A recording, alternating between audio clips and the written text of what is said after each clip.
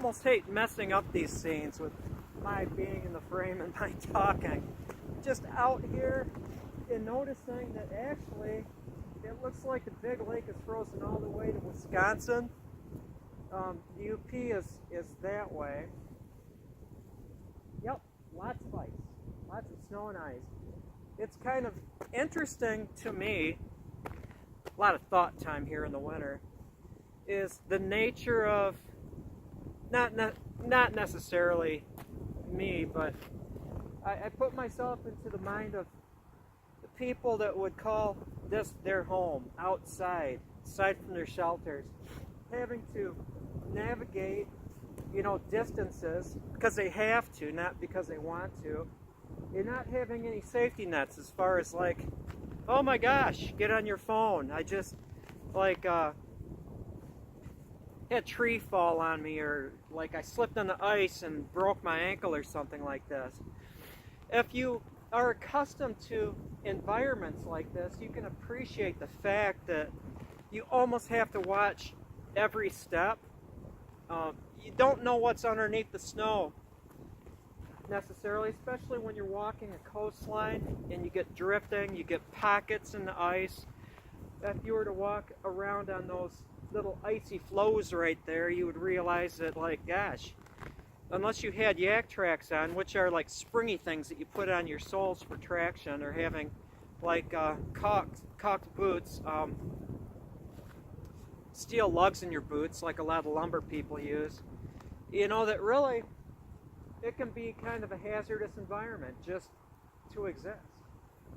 And that, on one hand, is quite fascinating to me. You think about people that hung out in the ice age or live in Arctic conditions, the ice and the snow. Seriously, they joke around that you have to have a plan to even go to the bathroom. You have to have a plan just to walk from here to there so you don't get fatally wounded or injured to the point where you can't, find your next meal or make it back to your house. It really is a great reminder to me of our scheme here in the world, in the universe. Love the sound of the wind. Been wearing jeans lately and finally put my shorts back on again. It's, my gosh, I've really turned into like a cold weenie because normally it wouldn't even bother me. This is not severe weather, really, and my legs are cold. So instead of going back to the house and getting my jeans, I'm just going to start wearing shorts so I get used to it again. I'm waiting, just like you are. John, what's the point of this video? We're waiting. We're always waiting. We're waiting for things. Sometimes waiting is not necessarily a good thing because it means you're somewhat inactive. In other ways, waiting is a good thing because your mind can be active. I've heard told that in a typical American, United States of American style factory, I do appreciate the fact that America isn't just this country. It stretches from Tierra del Fuego all the way up to the Bering Sea, so I'm not a snob that way. But our style of business is kind of like, oh, that person stopped moving, it's a bad thing, whereas and I've heard this in past years, in the 90s especially, the Japanese style wasn't so bad. It's like they stopped working their thinking. Thinking is good. How do you develop new ways of doing things if you're not thinking instead of just being a drone? So waiting can be a good thing. Waiting can be a good thing. And so, aside from waiting for actually it's not shiny because it has a distressed old finish, my Washburn mandolin, the 108 SWK or SKW, I get them confused, which by the way has the coolest serial number in the world. Shout out to Sweetwater Music, because I've purchased things before. It's the second time from a mandolin shop. The first one wasn't too thrilled about it because when I received the mandolin, it was buzzy from the get-go. I just didn't like it. Yes, you can set it up, you can do the fretwork, you can just a truss rod, which I wound up doing. But you know what? I just took immediate dislike to this thing, because you don't buy a $1,000 plus instrument and have it sent to you and have it buzzing. I resented that. Now, Sweetwater, on the other hand, they've got their 155 point check or whatever it was, and it includes checking out the action and the fretwork, blah, blah, blah. As soon as I ordered that thing, on impulse, I've been thinking about it for some years, 11 o'clock at night, sent them a little note, going to be going out of town, please text me or email me or call me when it ships, because I want to make sure somebody's there to meet it at the door. Within 5 minutes, somebody at 11 o'clock at night from Sweetwater called me on the telephone and said, well, it's back ordered, but we shall certainly let you know when it ships. Sweetwater, been very good.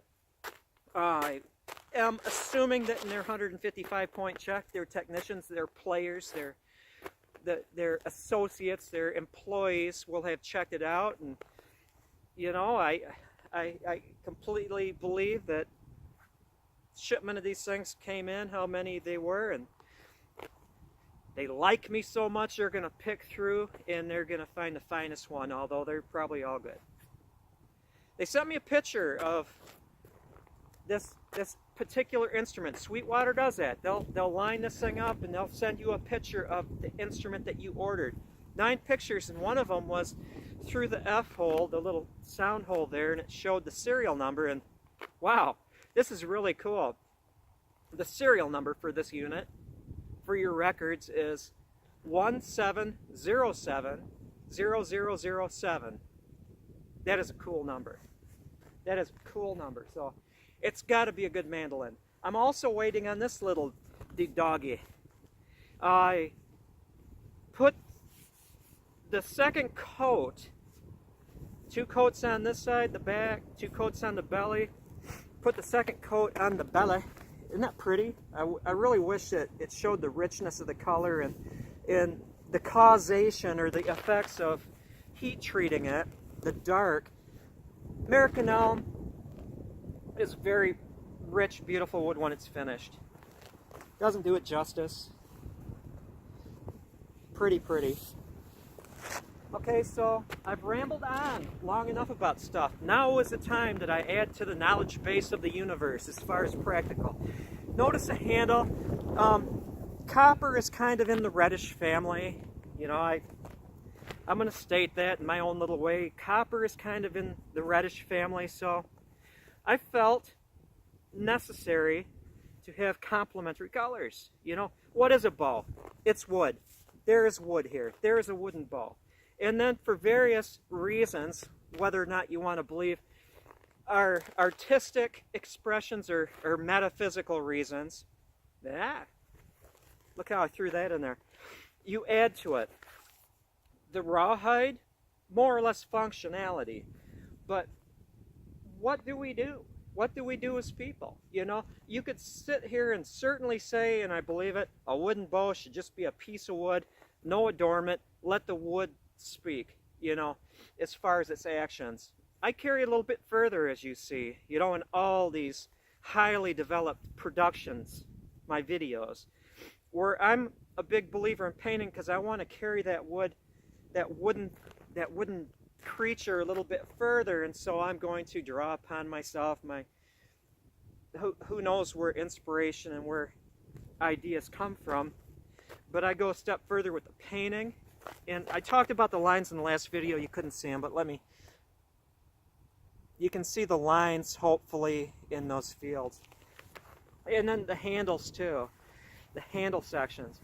Instead of doing just a wrap, it has kind of a copper colored leather here that I just had a round of scrap and then just did kind of a spiral cut in it to make this. I don't buy this on the roll. And then I've got, you can see fringe on either side. You can either do it like points or however, but I did it level just so that white wouldn't be obscured. You can kind of see how that works on there. And then the leather wrap around it with holes cut with a hole punch and then stitched.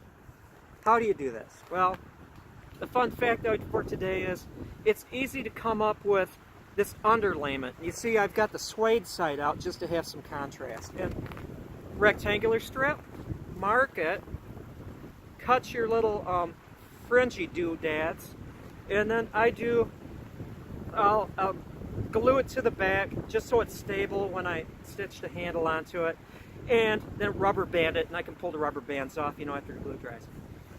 To get this wrap right here is simple. You just guess, put it around there, trim it to size so you do have somewhat of a gap, a small gap in there, so when the lacing brings it together, you don't have it loose. So I got that. Now, how do I make those holes even? Some of it's guesswork. You can get away with either an odd number or an even number. If you have a specific stitching pattern, you can get away with either and have that pattern successful simply by how you start. Don't need to get into any more detail than that. As far as the hole placement, I just take a Sharpie, got it on the other side, so if the Sharpie's marks go beyond the holes, you're not going to see it because the Sharpie was done on the other side. Just stick one edge down there. Just take your Sharpie and just tick, tick, tick, tick, tick at an even spacing along the edge, because you can always adjust it with your hole punch. If you have it too close or too far away from the edge for your first one, or you need to adjust the spacing, those lines, those tick marks are just kind of a serving suggestion. They give you kind of a reference point, so you can kind of get, an even idea, or an idea where to start it, stop it, get even spacing, whatever. If it's off slightly, you're never going to notice. And then I've got that first one. I just bend my thing, make tick marks corresponding to each of the holes I just did on this side, cut them out, stick it on there, and then just do a twist. If you can tie your shoelaces, you can do this. Now, a particular note, this is a different style. I have two different styles, and it depends on how long I want this bottom fringe to be, where the end of this goes in the bead. If I didn't have that white thing, I would have made this bottom one longer.